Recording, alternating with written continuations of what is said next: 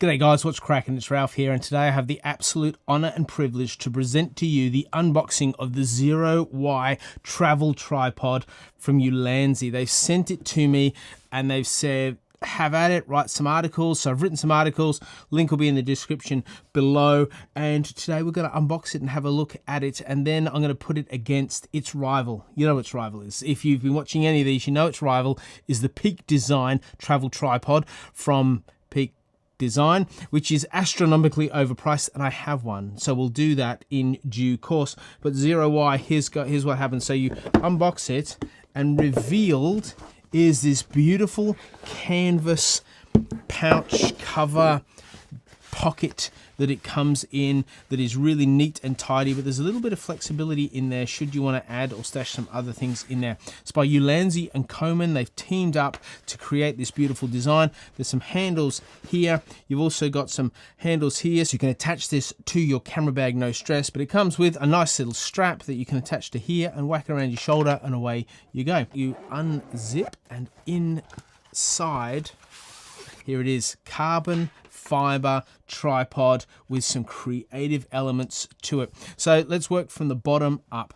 The bottom, it has rubber feet that you can screw on and off and replace with the metal ones that they send you. Metal ones come in just a Ziploc plastic bag, but you can stash this. There's room in case if you like. You have these 4 clips that you pull back, and it gives you a 5-section extension, which puts it about that high from the ground, and then you have the center column, which you can then extend the height even more. You can adjust the height to any height you wish on the spectrum, and you simply close it all off. Now this is where it gets really cool. When you move up the leg, you come to the top adjustment clip, and you adjust that by taking the pressure off the leg, pushing it down, and then extending the tripod. The center column is controlled by a brake system here, so we lift this lever and it allows us to pull the center column up. One of the things worth noting, that this little section here, which enables you to have a shorter center column, which we'll talk about in a sec, sometimes catches on the bracket. See that? It just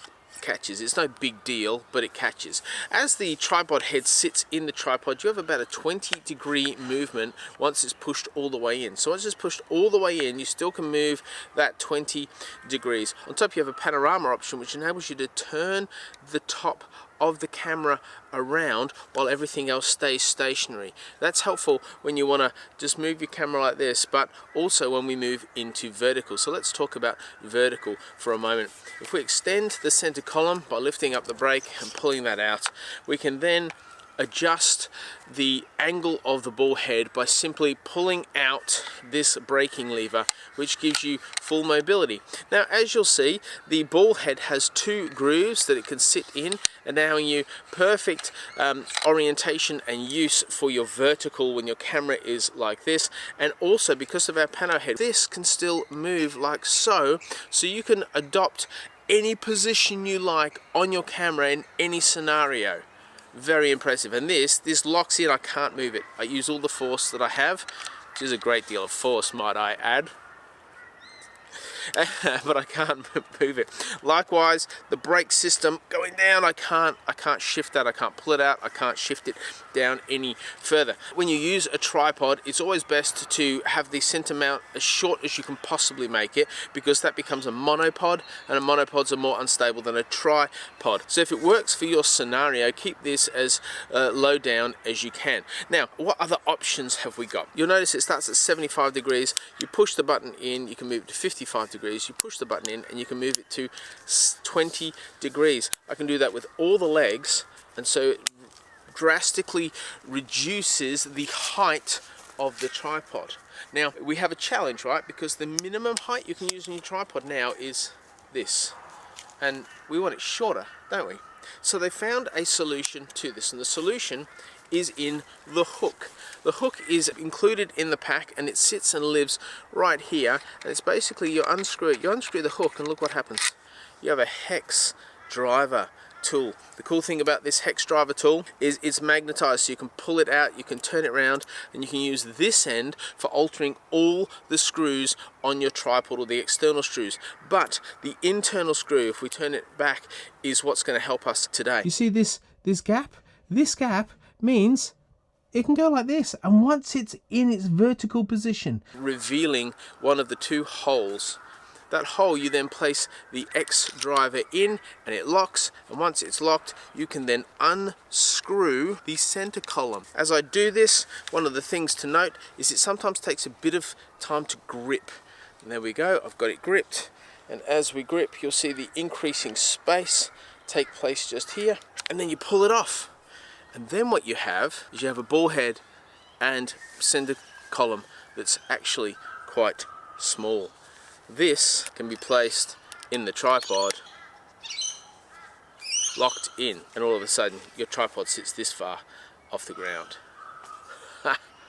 It's brilliant. It's brilliant, right? And that is locked in. I can lock that in at any height I like. So I can actually lock it in up to this height. If I just push that down, not going anywhere. Or I can go all the way down, but I can go up to here. I can lock it down. I can then move this brake and shoot on vertical like this. If I need a little bit more, I can just go up a little bit more and my camera can sit there vertically. It's brilliant. Brilliant. I love it. I'm so impressed. So impressed. You should get one. If you're like, should I get one? You should get one. Just get one. You should just get one. They're $369.95. So I realized that you're like, it's actually a bit pricey. It's not as expensive as it could be, seeing as it's carbon fiber and has the tech in it that it does have. Now the reason for the hook on the bottom is in high wind scenarios. The idea is that you attach your camera bag to the hook, so the hook's very handy. Except here's what people don't say, which you need to know. If you put your camera bag here in high winds, the wind's going to blow your camera bag. It's going to make this even worse. So what you want to do is put your camera bag as an anchor on the ground and have an elastic rubber cord that ties this to that, and you should be able to get that in any hardware store. It's just a bit of rubber with a couple of hooks, and as long as your camera bag is sitting on the ground, you'll have some stability when it comes to this.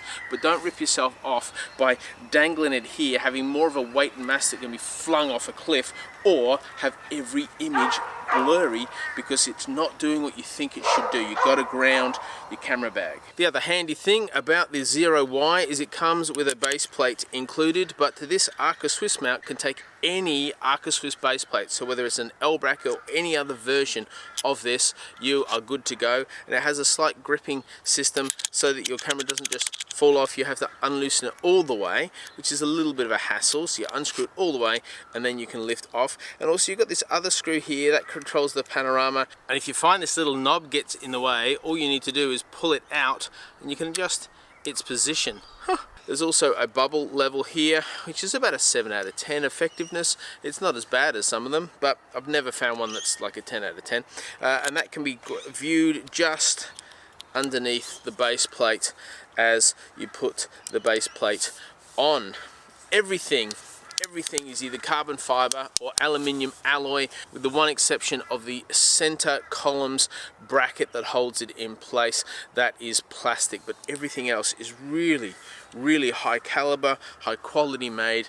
They've made this to be the tripod that you grab regardless of the scenario that you're going into if you want to travel light. And I actually reckon this could serve as your main tripod in all scenarios. You can actually convert it to underslung mode by taking your center column and inverting it. You obviously extend it so the full length is there, and you can mount your camera so that your camera sits underneath the tripod. Just think about the wealth of creative options that allows, especially if you're out traveling and you don't know what you're going to encounter. You might have a beautiful setting like this and you're like, I want to mount my camera really low to the ground and shoot up a tree. Or I want to put it low to the ground and shoot across the water. Or I want to catch some insects when I'm doing some macro. Or I want a fascinating take, long exposure on a street photography shot. And you've got all the tools you need right here. You can even use it as a vlogging tripod. It's only 1.1 kilos.